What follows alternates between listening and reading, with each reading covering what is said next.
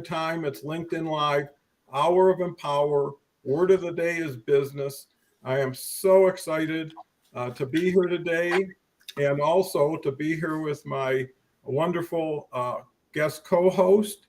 We've got Enrique and Jeff here, both individuals I was so impressed with when I had conversations. Jeff has already been here before. Hopefully, everybody had a preview of what's to come. And we're really here to give everybody quality takeaways that you can actually apply, see immediate value, that kind of low hanging fruit, and get to know us and everybody else. And, we value your time, thought, and effort. So use this as a networking opportunity, as a knowledge sharing opportunity, and take advantage of a lot of wisdom, I believe, is going to happen on the show today. So with that said, Enrique, uh, feel free to share a little bit about yourself and your initial thoughts on the word business. Oh, no, great. Thank you for inviting me. It is a great pleasure to be here with both of you. And those that are already joining, I see Leslie is in there already chiming in. Enrique Acosta Gonzalez. I'm a 26-year Navy veteran, retired in 2015, and decided that after a couple of, and I would say probably 4 attempts at going in the corporate world, that kind of didn't end where I thought it would. And so I decided to create a platform where I could teach leaders how to be that. I saw a lot of obstacles while I was in, but I've been doing that since 2018 and been grateful to have this opportunity to invest in other people. And so business, the word of the day is business. Oh my goodness. I was talking about this with a mentee not so long ago, and her question was, "Hey, what I'm doing wrong?" I said, "You can't be about business, your business, if you're not doing anything towards that. If you're doing activities that are like peripheral, they're not touching the bottom line. They're not touching the ingress of money into your organization, then you're not doing business. What you're doing is hobby, and hobby costs. Everybody knows, right? I have a hobby called golf. It costs a lot." Well, that's a great start and a happy start. So thankful for you, Enrique, being here today. Turning it over to Jeff. Jeff, great to have you back. Wanted to say hello to people who may not have seen you the first time and your first go around at the word business. Well, thank you very much, Don. Thanks for having me back. I'm glad to be back. You never know if you get an invitation the second time around, right? So, and thank you, Enrique, for your service. Having both my mom and my dad Air Force veterans, I appreciate the sacrifice that it does, especially a 26-year veteran. That is really the better part of your first part of your career. You obviously have 2 or 3 more parts of your career left, but your first part. And then I'd say a shout out to David Lee, a friend of mine who's a former colonel in the Army, who also I hired within CVS to run all of military recruiting for CVS, and he's doing a phenomenal job building that capability right around the 2017, 2018 time period. Was when we got really serious about it. So I want to say thank you for that. But what I would say business. Now, I was talking to a friend of mine, Matt Lowry. He's a consultant now, working for a very exclusive consulting firm, executive coaching. He's worked at Adobe, worked with me at Rolls-Royce. He's based out of London. Really great guy, good friend of mine.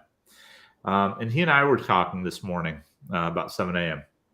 And one of the things that we came up with is the fact that the thing that we appreciate now that we run our own business is that so this is to my corporate friends, right? The ones who are in the corporate world. Like, what iteration of budget are you on? Are you on 20, 22, 25, 36, right? How many times do you have to sharpen the pencils, right? How many times are you going to go through a reorganization of a reshuffling the deck? How many times are you going to justify the fun? Like, what I'm telling you is that there's only one thing that really matters in business, and that's the people, right? You can't make money without the people. You can't be successful without people. Yet business leaders, even myself, right, as people oriented, as talent oriented as I am, being in talent acquisition, helping leaders have hired over 1 million people across 70 different countries and across 8 different industries. I still, as passionate as I am about people, found myself struggling to find the time to focus on that within a corporate environment because there are so many things pulling at you. But if you don't, you're missing out on the one lever that actually makes everything successful. And that's the part that you have to understand is make the time, whether you're on a corporate job where you're being pulled 1,000 different directions. I actually got talent reviews. Like people are like, oh, well, they hit. No, actually, my team loved talent reviews. They loved them so much we went from annual to semi-annual to quarterly. Then they wanted to go monthly. And I said, guys, enough. I can't do it monthly. I said, how about every other month? 6 times a year we can do talent reviews, and we'll do it in chunks and across the year. But you saw my engagement scores go through the roof.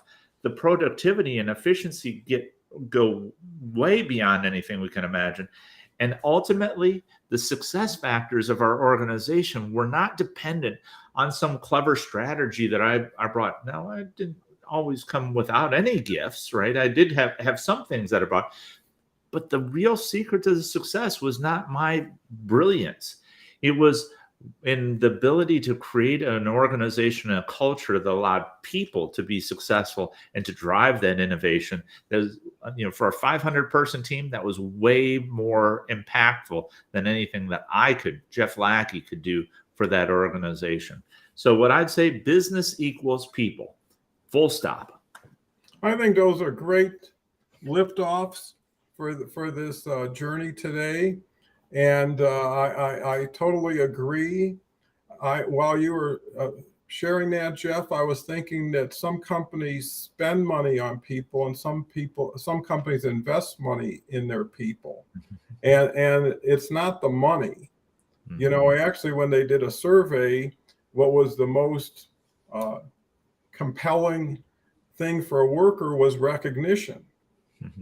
Right? Money and benefits became an entitlement over time, an expectation, because usually it's spent and then you need the same amount to keep your new budget up. So, and the other thing that really stands out is everything I ever did in life, including this LinkedIn Live program, has been bootstrapped.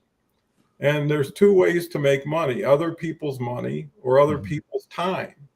And when you don't have money, you have to use your time and other people's time to build incrementally with one, through one, to get to 2, have the foundation.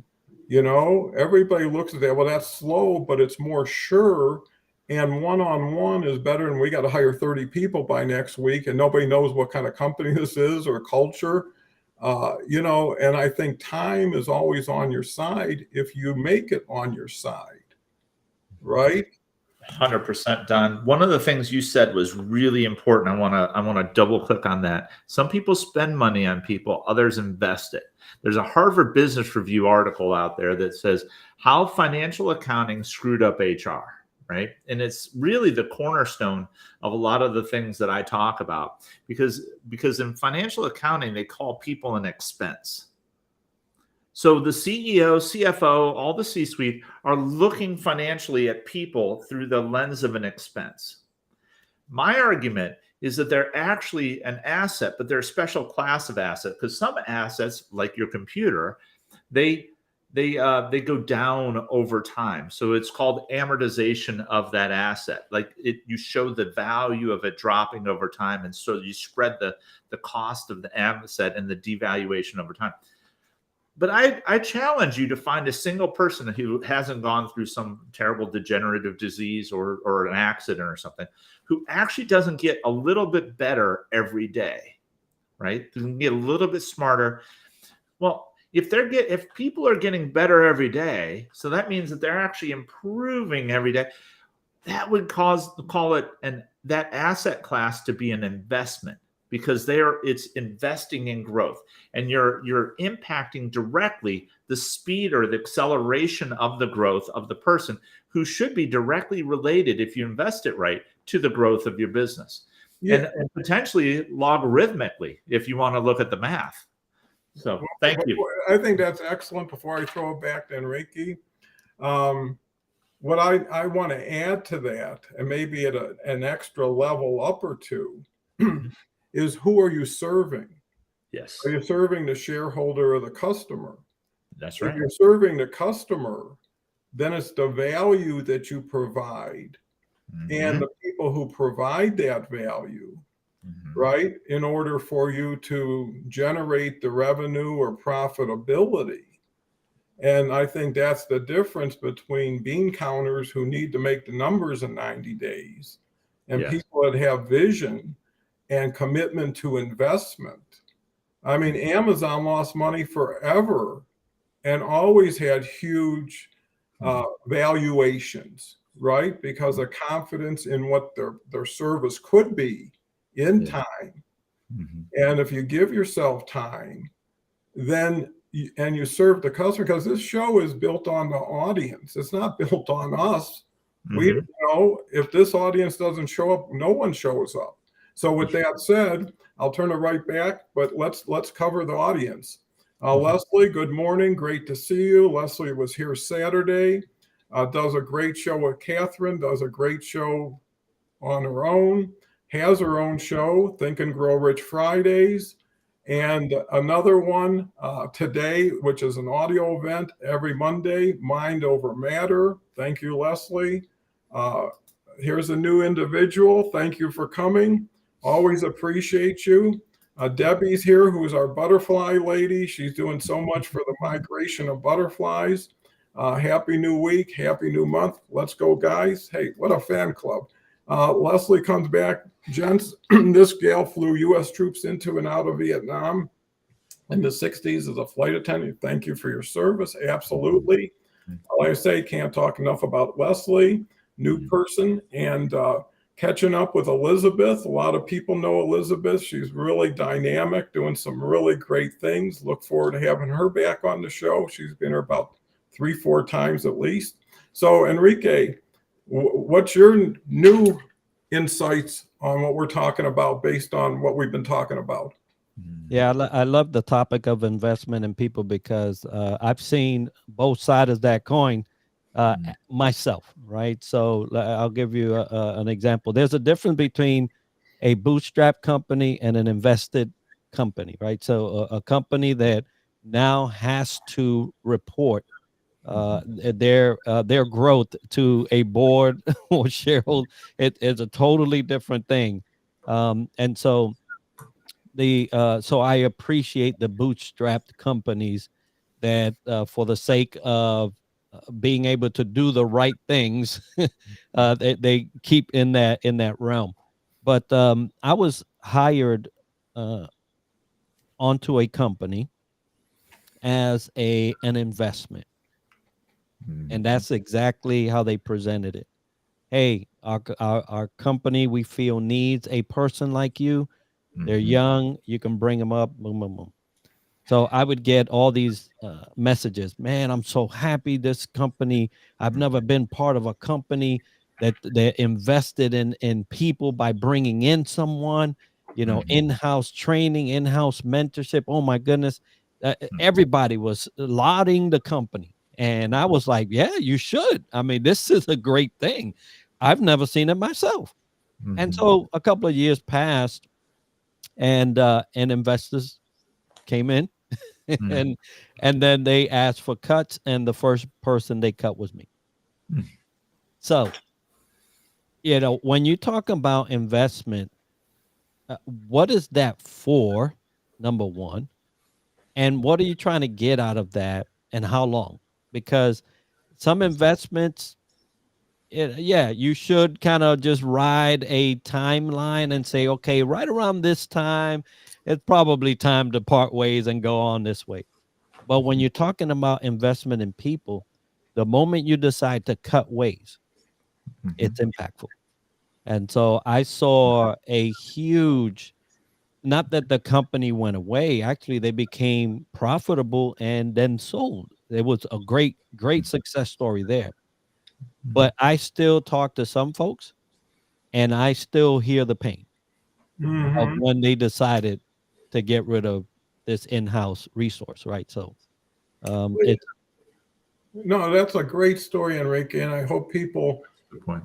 understand business and business people change every day, Mhm. right? The greatest owner may sell tomorrow, and now you got a whole different individual in there. And my businesses Mhm. were always family oriented businesses where everybody we made them feel welcome. We always had monthly or even bi-weekly events for the families, bowling, miniature golf, Mhm. because, we believed in them, but more importantly, in their families also, right? Because if they got more support, more appreciation, and also inclusion, more people want a seat at the table and deserve a seat at the table.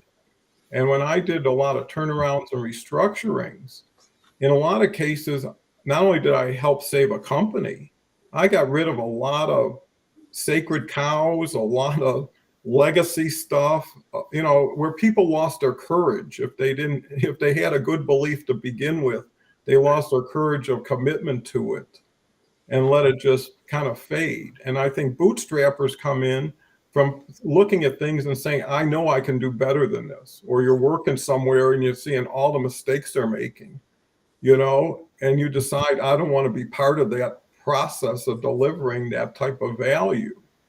So I think everybody is working for themselves today, no matter who's signing your check, right? There is no 30 years and a gold watch anymore that used to be. So with that, let me just share some more comments. We'll throw it back to Jeff. Omar's here. Omar's a great guy. I was actually on his show yesterday. What do you want to know about me, I guess? Great to see you. Harvey's here. Harvey's got his own show on Tuesdays following this show, the franchise show. Harvey's been with us 6-7 months, started with his first show and has really taken off. Harvey says, hello, everyone. Wow, I completely agree. People as an investment. It's not who you are, it's who you could become. Someone wise once told me. Thank you. Dennis is here, our rhymer. Haven't seen you in a while. He was on a few weeks ago. Invest your time in who you are serving and are deserving, and save time for an informative rhythm. Harvey comes back with people as investment. That's a takeaway for me. Danny, haven't seen you in a while. Great guy in England. Really into a lot of cool stuff. Great to see you. Dennis is agree. A board that's not bored does help companies do the right things to become kings.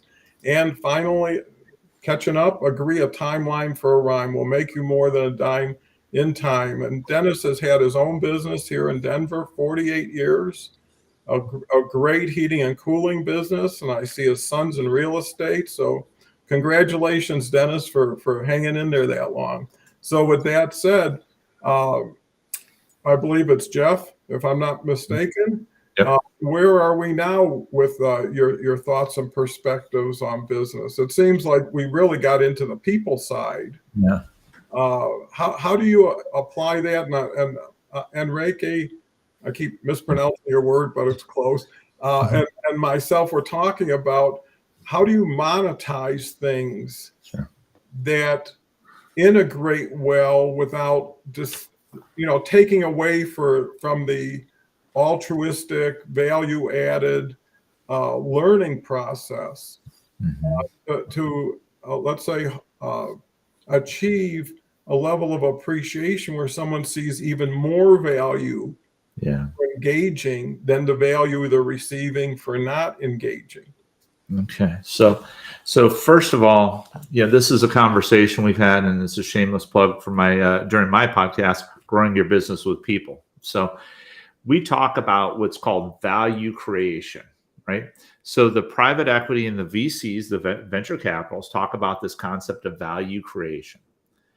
What I talk to them often about like we have these really deep conversations about the fact that they need to take off their bias glasses, right? Their bias glasses that they have are looking at people through the eyes of what we said, expense, right? Instead of investment. So first of all, take off your bias glasses and say, where can people create value? Where do they create value?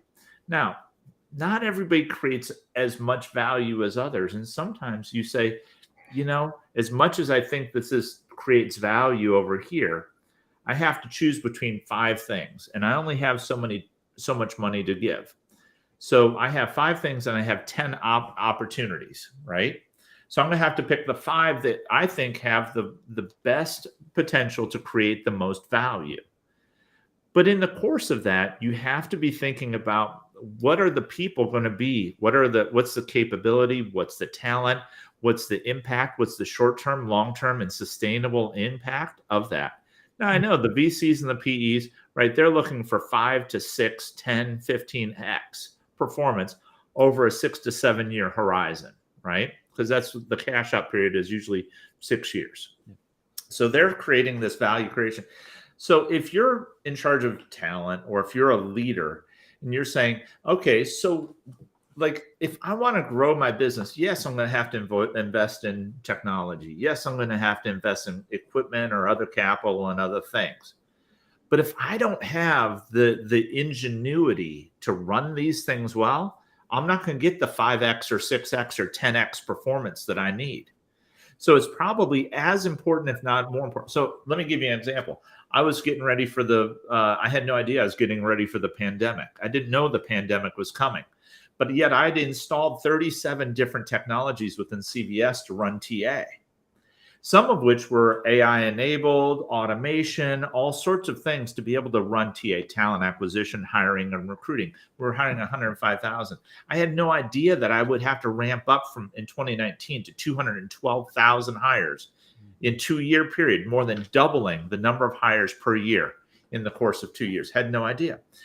But me and my team had not only invested in the technology, but we had invested in the people, the training, the process improvement, and the streamlining to make sure that they knew how to use the tech, that they were using it creatively. We were getting speaking opportunities. Disney was coming in talking with us. All these organizations, the banks, JP Morgan, all these organizations coming to little old CVS saying, what are you guys doing over there in talent acquisition? And what we said was, it's not just the tech. The tech's important. The stack is great. But you have to build up the people to be able to know how to use that tech, not just use it, but use it creatively. A lot of our vendors go, you guys are using our tech way beyond ways that we ever even imagined using it. And we'd actually like to use your use case for our other customers. And I said, that's fine as long as they're not my competition. You don't go giving it to Walgreens now. Come on, guys, but I was fine. Like, hey, share the wealth as long as it doesn't end up hurting me in the long run. But the fact is that as a leader, you want to grow value. You don't just invest in the capital stuff. You got to invest in the people so that they're able to create, innovate, and give them a culture that allows them to experiment. I think you said last show, fail fast, fail cheap, right? Mm-hmm. Allow them to do that and celebrate the failures. I used to celebrate. I'm like, people like, oh, I got some bad news. This went wrong. And I go, yeah, good job. That's what I want to hear. They'd be like, whoa, no, did you hear me right? Yeah, as a matter of fact, I did, because I know that you're going to learn more from that failure than you would have learned from success. Now, what did you learn from it? And they'd be like, oh, well, I know I'm not going to do this, and this, and it. Great. That's more valuable than the success. Go out and apply it, turn it into something successful, and watch yourself actually grow your business and grow our team. That culture creates a whole dynamic. Now, as a leader, I'm going to tell you, you're going to be tired. It's exhausting. Always trying to keep these folks going, like you're continually giving of yourself. But don't think it's in vain. Pouring yourself into them will actually show that it'll come back to you eventually, and it'll refuel your tank too. But just know, sometimes it's tough. It's tough giving out, especially when you hear that gut-wrenching news. that you know that your boss is going to be ticked off about, and still looking at them and celebrating that failure, and being able to be honest with them and say, yeah, it kind of sucks right now, but I'm really excited that you failed because now you're going to learn from it. It's not easy. No, and I think you make a lot of great points. And, I've only worked for one person when I was 15 and never had another boss. And what I'm hearing and what I used to experience with other people who were working in corporate America is all the convoluted gyrations they had to go through just to sustain what they wanted to get done, right? It wasn't the workload. It was, I got to sell him, and then I got to go into that group, and then we got to have a meeting. And an entrepreneur sees how slow corporate America moves. They're strong, they're big, they're powerful. But, I always wanted to be like a gnat on an elephant's ass, where I would be enough of an inconvenience, but nothing that they would make a difference. Mm-hmm. And actually, when my company got chosen as one of only 6 to open the Walmart.com marketplace, and I asked why, we're not big, but they said, you guys are cool. You're always on the cutting edge. And, you can be when you're in it, because that conversation between people really doesn't have to happen if you're with the people when it's happening. When you're bootstrapping, you're taking money in at the cash register. You know what a cashier has to do and who they have to do it with. Yeah. When you're unloading trucks. So when you do every job yourself, not knowing you'll ever have someone to take that job from you, right? And that you bring a person in, you're usually bringing them in to free you up for something so now you can pay them, right? Most people get the staff and go into an office and think, presto, add water and we're going to be successful. And, the thing about having everything on the line makes a big difference in your hobbies and in your thoughts. In the early days, we had a sign for everything. Yeah. I mean, the house was on. I mean, if we lost, we didn't just lose a career. I had to put the car up the first loan. I said to my wife, who was my co-pilot for 8 years in the business, we're going to take a bus home. This doesn't work. Right. And we were laughing, and we made it work because of that. When you burn the boats and say that you either win or perish, it makes all the difference in the world. But then you know how grateful you are when it turns the corner and you actually are somebody and have something. And it's because of your team. And one last thing with investing in people, sometimes you invest in them and you hope you never get it back. Right. But other times you invest in them. And I swear to you, there were times when we said we got to climb that hill, everybody was running up that hill. Right. They were building for that moment. That's what you want is, hey, during the good times, everybody's happy. What happens when things turn down and you actually got to ask for a pay cut? That is, how do you go home to your wife and say, I'm going to make 30% less for the next 3 months or whatever? And I had that meeting and had 6 managers in the meeting. And I said, I want to know by tomorrow if this is okay. And 5 quit, and I said, great, to whoever was left. We got rid of the loose leaves that were going to fall anyways. Yes. And now there's more room for us and built right over again and better. And it's not, I mean, I think that's so important. Enrique, please take more time than you would have. Yeah, no, I love the conversation. And as we're talking about investment in people, business is relationship, right? Whether you're going to sell a good or you're going to buy a good, it's all based on relationship. You don't buy off of people you don't trust. All those added, right, that we throw out in the world. And I think of, if there's somebody that I can think of, and you undoubtedly can think of this one person that if they asked you today to go work for them for free, you would. There's just that one person. and I have several of them, so I might go broke. but but there's always that one person, and the reason why you would go Mhm. for free, and maybe it's not for free forever, but initially for free, no questions asked, Mhm. is because a relationship has been built, Mhm. one that will transcend any monetary value that may come or may not come. It's because that relationship, you feel safe in that relationship, there's hope. And Mhm. whether there's nothing right now, that it's going somewhere. And so you'll do what we call sweat equity, right? You'll get in there and get your hands dirty and get this thing built up. And later on, when the things start coming through, that you're in position to be in the receiving end. But it's all based on relationship. And if in business you forget that relationship is the reason why you're there, a relationship with your customer, a relationship with those that you may bring on to now you owe, or those that are investing in you, friends, family, and things of that nature. It's Mhm. all relationship based, and the business person that ever forgets that, it's already in line to be out of business. Ah. And we have to always remember that. Mhm. Yeah, you can't take anything for granted. You can't take anybody for granted, but it's also being there when they need you. And, I had at one point 72 people was the highest I ever had under one roof, but it was, 42,000 feet, but I could walk the warehouse, I could walk the store, I could walk the offices, and people would even say, well, Jim's having an issue, or somebody just lost their mother, right? And that's when people want to hear from you.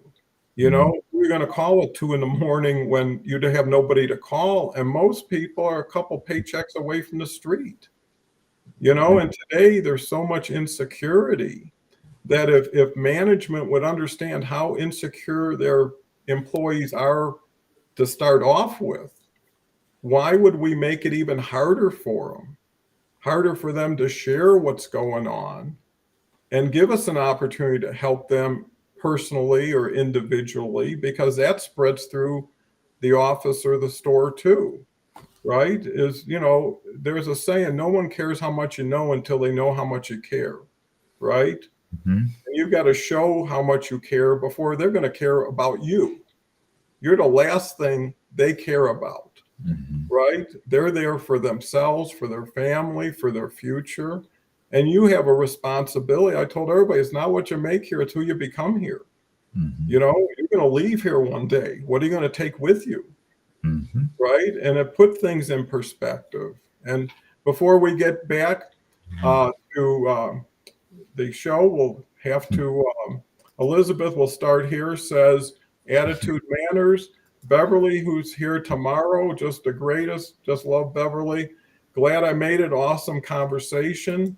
Leslie comes back with Hernan. Cortez burned the boats when arriving in Mexico, right? Well, it was a common practice, you know. Napoleon worked 20 years for Andrew Carnegie, no pay, and I had a similar experience. I had a gentleman who turned out to be a billionaire and Mhm. offered me a big position for 40% less than what I was making. Mhm. And I didn't even think twice because I had read Think and Grow Rich. And I said, if this guy sees something he wants to partner up, I trust he knows what he's doing. And what I used to always tell my customer service staff is, if you're going to do it fast and do it with a smile. Mhm. Right? If it's going to happen, put the best face on it and move forward. And I think, people are I need to get it before I can give it. I need to trust it before I can believe in it. And if somebody says, I got no problem, because you can always go back to where you were in most cases. In most cases, you don't. I work with 3 startups. Yeah, startups are good and startups are hard. Paying only the third one paid off when company was sold. I can't tell you how many times I was the lowest paid employee in the company, and how many times you're the first to pay and the last to get paid. And you got to put the shiny face on every day.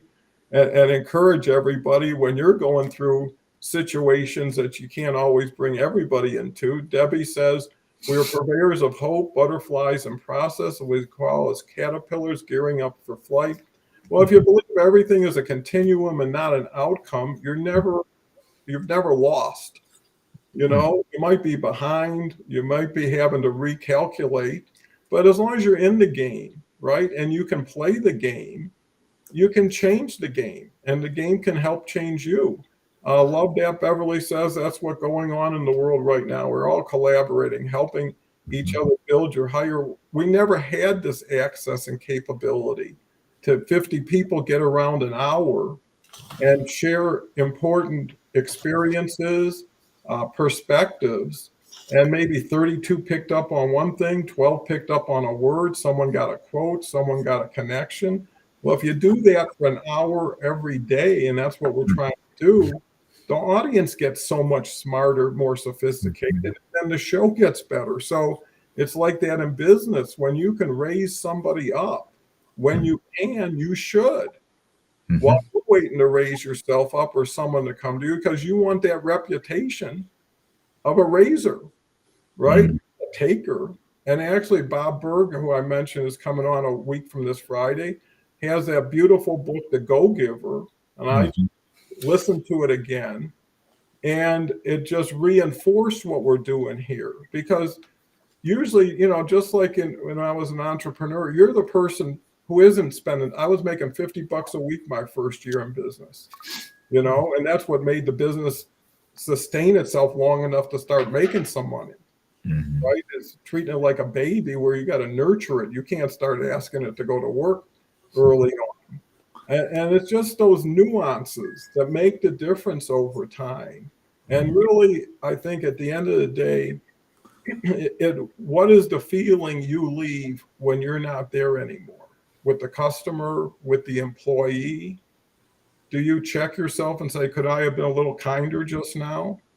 Could I have been a little bit more interested in this person? Right? And what is another couple minutes, a sentence, something else?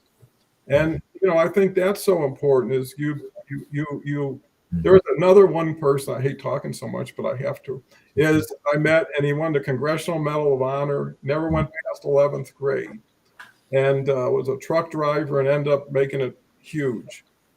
And he said, I meet everybody at the penthouse, and once they disrespect me, they go down to the basement and they got to work their way back up, you know? And that's how I always felt it should be. So with that, before I jump back in, we covered most of the messages. Jeff. So thank you so much. I appreciate it. Boy, what a great, I meet everybody at the penthouse, but the moment they disrespect me, they go to the basement. And, you know, what an awesome. What was do you remember the name of the person? If I put you on the spot there, Don, I'm sorry about that. Ralph Oates. Ralph. Okay. Yeah, very good. Thank you. Dallas, it's kind of funny. He lived next to Mary Kay. That's how affluent he was. And he lived next to some other very affluent person.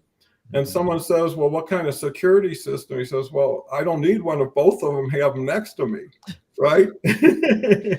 So, you know, when you get, you know, what I found, the most humble, modest people are the people who have built the biggest, because the money never was a part of their growing up. It was always, how does a guy get to $1 billion when he already had achieved $500 million?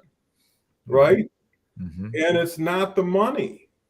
No. The money comes because of the effort and because of the vision. Right. You know, but he had sound principles. He said, have a paid up inventory, buy low, sell high. Yeah. Right. And if you do that, you know, you'll continue to outlast the people who don't. It's those little competitive advantages. But with a LinkedIn Live show, it's not a little competitive advantage. It's like you're on the Super Bowl stage and everybody else is working Pony Express. You know, with the drop a comment, pick up a like, what does it mean? You know, and more of it. And now I want 100 comments, so I got 100 responses. I mean, you know, you're working for LinkedIn at that point. You know, you're generating traffic. So coming back. Yeah. So the biggest thing for me, I think, is what I think you said something really important. It's not about the money, and I'm a Christian. I base a lot of my decisions on my faith, and one of the scriptural verses says, "You cannot worship both God and manna." Right? Yeah, this or mammon. Sorry, God and mammon, and mammon is money, right? And you have to understand then, what are you doing? What are you serving? You said something like, who are you serving? Are you serving the shareholders? Are you serving the customers? Are you serving the employees? And I say, like, listen, if you're working ethical capitalism, you're working across all of those. You're putting the customer as your primary, because that's the one you have to, right? You have to you should be putting your investors, in line with your employees as a very close, as a way and a means to be able to serve your customer ultimately. And so you treat your employees in a way that values them, because by doing that, then they will value your customers. So you treat your investors with respect, like you said, treat them with respect, but understand and make sure that they understand their role in this. Their role is actually help to serve your customers.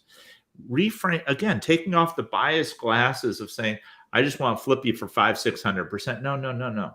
If you want in on this, our goal is to serve our customers, and how much money we get out of this. Let's hope that we're smart enough to be able to create that type of value in those returns, right? Let's hope that we're smart enough. But we're not going to take the eye off the ball of when it becomes unethical capitalism. That's when we sacrifice the customer, we sacrifice employees, and we sacrifice it all to be able to give back to the shareholders for a temporary profit that is not sustainable and does not create long-term value within the organization. That's not ethical. That's not right. And that's exactly what the majority of Americans and people across the world are fed up with when they see in business. These organizations that are flipping, that have no value, and that they basically do terrible things.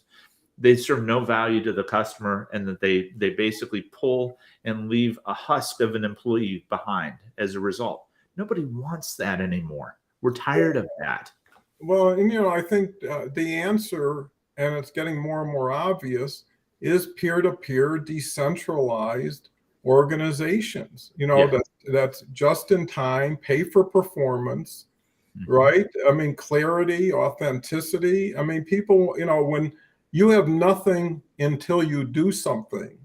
Yes. Right? Now you're the challenge to yourself. When someone's paying you and then making you do things that you don't align with, and people bend slowly over time.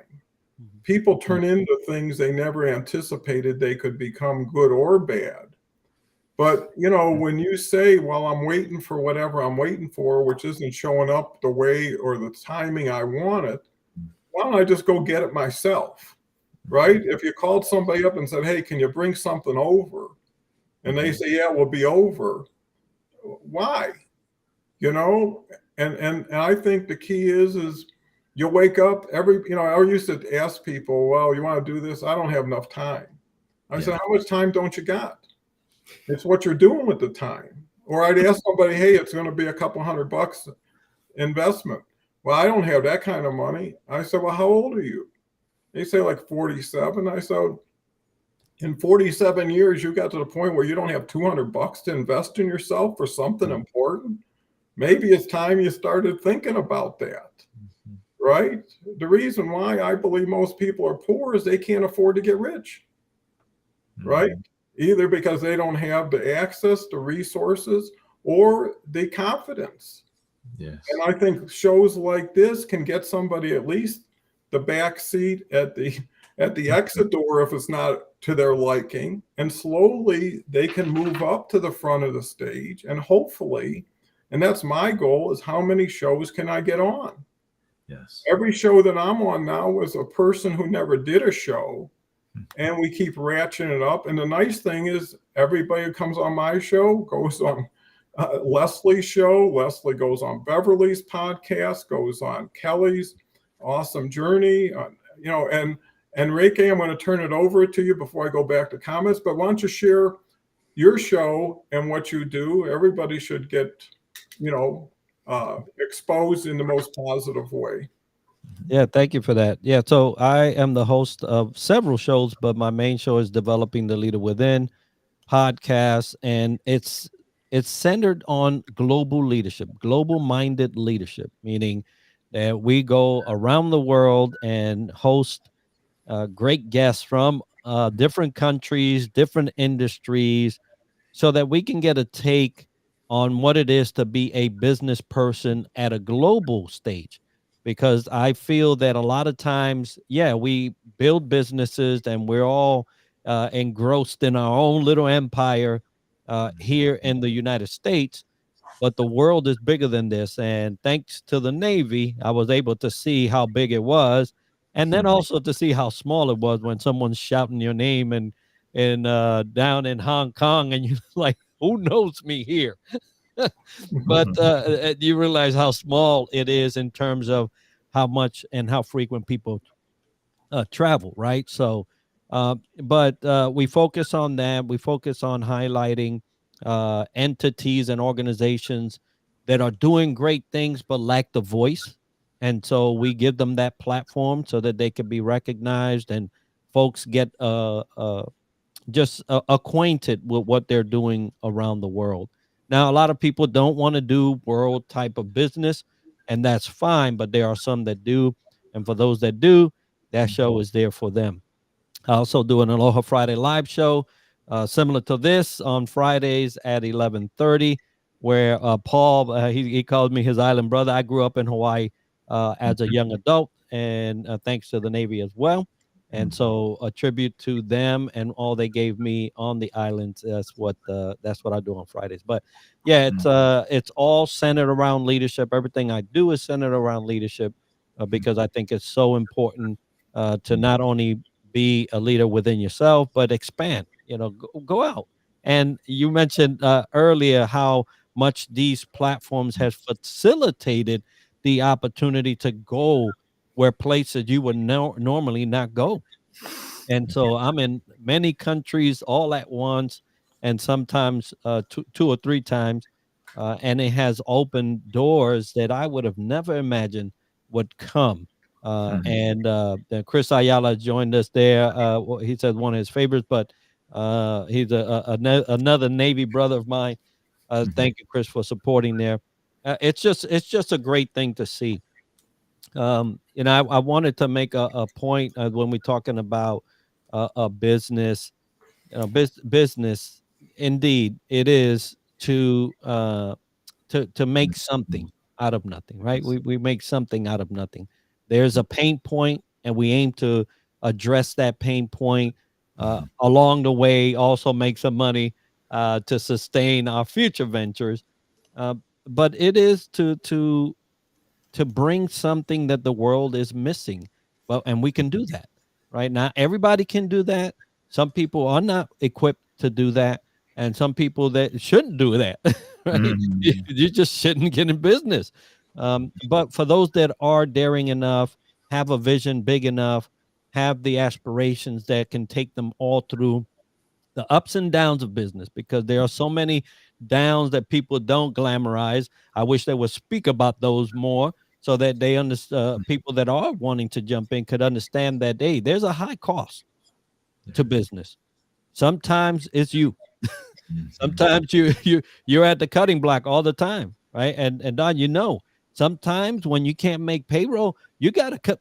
You just gotta go and say, I'm not getting anything this time, because there's families, right? There's families. I saw a businessman do the reverse. Do the reverse. I He's think like, you make so many quality points, and you have to ask yourself, again, if you do turnarounds, things like that, or restructurings, where's money going? Where's money coming out? And in most cases, one should ask themselves personally. I mean, I was able to take the pay cut because I never took any more money than I needed to live. I mean, if I'm borrowing money from the bank, the last thing I'm doing is taking a paycheck and putting it in the bank, right? So I always was careful that way. But I think when people see, and that's the nice thing about LinkedIn and shows like this and shows like your shows, is that it's more important to know what someone's doing and why they're doing it than how much are you making, right? That taints it almost. You know, it's because what you want to do is really say, if you are on an airport, hey, where's this plane taking you? Maybe I'll take a seat with you, right? I want to know where you're going and why you want to get there, right? And once I know that, and once I believe in somebody, you know what I always believe, good people get better with money, bad people get worse with money. And the people that had to make the money respect the money more than the people who might have just inherited it or whatever to it. And I think that's, people need people more than ever, based on the isolation, the insulation, the stigmatism, all the forces. And we're not even talking about overwhelming media. You know, everybody needs a place in the sun more than any time else, you know, an island in the sun where you can escape every day with 50 people who are there for the same intent, is to help themselves and help others, right? If you have an open door, it has to swing both ways, right? It has to let people in and allow people to move forward or out. But what I learned over a year of doing this every day, everybody comes back, right? And when everybody comes back, it's because they had something and they want a little bit more of it. You know, if you owned a restaurant, how many times would the same customer come see you? Maybe some every day, but some usually every month, every 2 months, every 6 months, right? And it's not because you don't love the restaurant as much as the people come every day. Either you have more choices or limited budget of time or money. But every time you meet somebody and shake their hand and welcome them, you know, I remember in the store, I used to say, the only rule we have is take your time and enjoy yourself, right?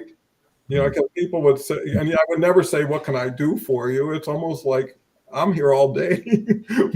Why would I ask that right when you walked in, right? And it's making a friend before you make a sale, because if you don't make a sale, at least you made a friend. So before I turn it back, and we're coming up, Debbie says, we rise by lifting others. So true. Elizabeth says, wonderful insights on Reiki. Harvey comes back with fantastic conversation. I've been intently listening. I have to run, but thank you all for the valuable insights. I appreciate it. You know, everybody, it's like a picnic. Bring something, take something. You know, why not bring that really nice, whatever it is, to the party? Making something on nothing, see the need and fill it. There's so much need. There's so much opportunity to help people. There's so many people waiting for that person to be. But you can't do it one-on-one. You can't do it physically like you can internationally through media that's real time, real talk, real people being real with each other. Linda was just a great, wonderful, wise lady. Thank you to all stepped up and served the military to keep us safe. You know, and we never give enough appreciation or gratitude to so many people. You know, how can you make a person's day a little bit better? You know, even at the checkout, you know, to say, you know, that's a lovely hat you have on, or boy, you're always polite to me. You know, some speaker once told me, thank you is a pretty small couple words. Why not add what you're thankful for? So when you leave a plane, you say, thank you for such a comfortable flight and a safe flight, right? And all the person hears you beyond just, you know, signaling. So, Enrique, we're coming up on 54 minutes. So what thoughts of the program and final thoughts do you have for everybody? Yeah, no, the program is a wonderful platform. Thank you for facilitating this. You know, otherwise I wouldn't be able to meet great businessmen, great entrepreneurs, and see all the beautiful comments in the chat, in the comment section. Final thoughts is that business is a beautiful thing, and it could be a detrimental thing if you go with it or go into it without the proper knowledge. So if you are interested in business, There are a lot of people you can learn from before you go ahead and take the plunge. Do that. Get educated, listen to some shows, get some books, do your research, because it's not just the giving and taking of products and services. There's the legal aspect, there's the financial aspect, there's the books aspect. There's just so many different elements that make business, and you should be well versed with what it takes in order for you to take that great idea that's going to save the world, right? How everybody thinks when they go into entrepreneurship or business. Do it wisely, and you'll see longevity be on your side. Thank you. That was so profound and valuable. Well, moving back to Jeff, what's your thoughts on your second show and business and the experience itself? I love it, Don. I love it. Let me leave you with a story. So we're heading into COVID. I had my TA leadership team all gearing up. Carrie Noon, who was in charge of my recruitment marketing, was trying to come up with ideas. Like, we're hearing of all these furloughs, all these laying offs, and we're actually having to hire to keep our stores open, keep our pharmacies running, keep our minute clinics going. We're having to hire because there's people dropping out of the workforce faster because they were afraid to go out. And so we were having to find ways to be able to get reinforcements to get people's medications, their care, their stores, their supplies. So anyhow, we're going through all this. We get this call going. Now, I still remember this call because I got a picture of it, right? I had my smoker out. It was April. I was smoking a little early, right? I had my smoker, and I had 6 racks of ribs out there on the smoker because I wanted to do something to get my mind off of what we were focusing on, right? And I have to take this call. This call is like at 6:30, 7 o'clock at night. So I'm taking this call. I got lawyers on the phone. I got my marketing team and all of this other stuff. I got my TAL team, my leadership team on this call. Like, I got everybody on this call. This is huge. And I'm sitting here smoking ribs while I'm sitting there talking on the phone, right? Yeah. They have no idea that I have actually a Corona beer sitting on my smoker. Ironically, coronavirus. And I got a Corona beer. So I take a picture of that, right? Having a good time. So we actually blow through this. And Carrie comes up with this idea. This is one of the ideas that come out. She comes up with the idea. She goes, what if we created a landing site for each of the companies who are going through the furloughs and basically welcoming their folks to come in and be able to apply their jobs? I said, well, all these people, I know 90% of them. Why don't I make a personal phone call out to the heads of TA, heads of HR, these companies? So we got them to record a video. We already had a pre-canned statement, but we actually had them customize it. If it's like Disney had been cast members, we would have customized it to how they refer to their folks. We have a video and a welcome message that said, we're really upset about the fact that your folks have to go through this, but we're glad to be able to take you on. We hired thousands of people through this. But part of it was the handshake that I did with those leaders to say, whenever the economy turns around, I'll send a note. I'm willing to, if you want to, you write the note, I'll send it out to all the people who came from your company into my organization. I'll let them know that you're hiring. Now, I can't promise that they're going to want to go back. I said, but I'll at least mark it out to them and let them know about it. And we did. We did that. And we're willing to do it. Now, most didn't take us up on it, but the fact is that they knew that you do business with people you know, that you like, and that you trust. And I wanted to create a trust-based environment for these people who were, otherwise maybe in the talent competitor market space, but we're actually working together in a collaborative way. And whenever you create an environment when people can get creative, can experiment and have fun things to do, whenever they're facing really, really dreadful consequences, but they come up with that nugget of idea, like, that was brilliant. I give all the credit to Carrie. She gets 100%. Her and the marketing team, Kristen Urban, that team, they blew it out. Carrie actually built that thing in a weekend, which was customized for every single up to 50 employers at one point in time. Right? That's the type of, like, where else are you going to have somebody building websites over a weekend, right? Especially for a Fortune 4 company. Never going to happen. But yet, it did. And that's the power of people within a business. Whenever you actually create a culture that's amazing, and that you rely on and allow them to be able to tap into their creative and innovative side. So that's my story there, Don. You know that for the story. I'm so proud to have been part of everybody's story and hopefully be part of their continuing future story, because everybody can write a new page to their next chapter, right? What got you here doesn't necessarily going to get you where you want to go, or maybe it's just old. Maybe it's time for a change. Maybe, open up a window, get some fresh air. More importantly, get some fresh people with fresh eyes and ears who are going through the same thing you are and need your eyes and ears for them, right? When you dress up, do you know how your hair looks from behind or anything? Sometimes you need someone to tell you.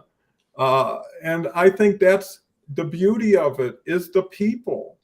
And one last thing I'll say for business is, if you can build integrity, you have 95% of the equation, right? When people say, hey, that's an honest business, that's an honest person.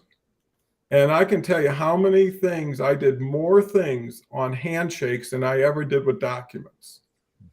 Just with understanding, we're going to do this, we're going to do it together. And if something's not right, we're going to talk about it and fix it. It wasn't like you got an advantage, now I'm going to get an advantage. How do you feel? How do you feel about what we just did, how we did it, right? And if someone says, well, I didn't feel like I got my fair share, let's talk about it. Nothing's final if it's talkable. And a lot of times it'll be, okay, I need some time to think about this. Let's get back. So anyways, with that said, finishing off with Elizabeth real quick, we've always enjoyed your stores, Jeff, maybe stories. Time to turn the corner for sure. Kelly, who's just the very best. Wonderful conversation wishing you all an incredible week ahead. And Kelly worked in CMO positions and managing director positions and marketing. So, we've got such a treasury of nuggets from people who have actually had to roll up their sleeves, had to deal with difficult situations. And, I always learn more on the way down than the way up. On the way down, you think a lot more of what you had, why you don't have it anymore. You get humbled, right? And all of a sudden you say, but for the grace of God, there goes me, right? And that person over there was just like you when they were growing up. They never anticipated they'd end up there. So be grateful for what you have, and whatever you don't have, decide to work towards, not work for, right? But to work towards. And you'll find it's a pivot. It's not a straight line. You'll go here because of that, and then, wow, that's even better than this. So it's the amazement, the wonderment, the beauty, and you can do it if you've got the support. So with that, come back in 23 hours. Beverly will be here. We'll do it all again. Thank you all so much. Thank you, our wonderful guest host, Enrique.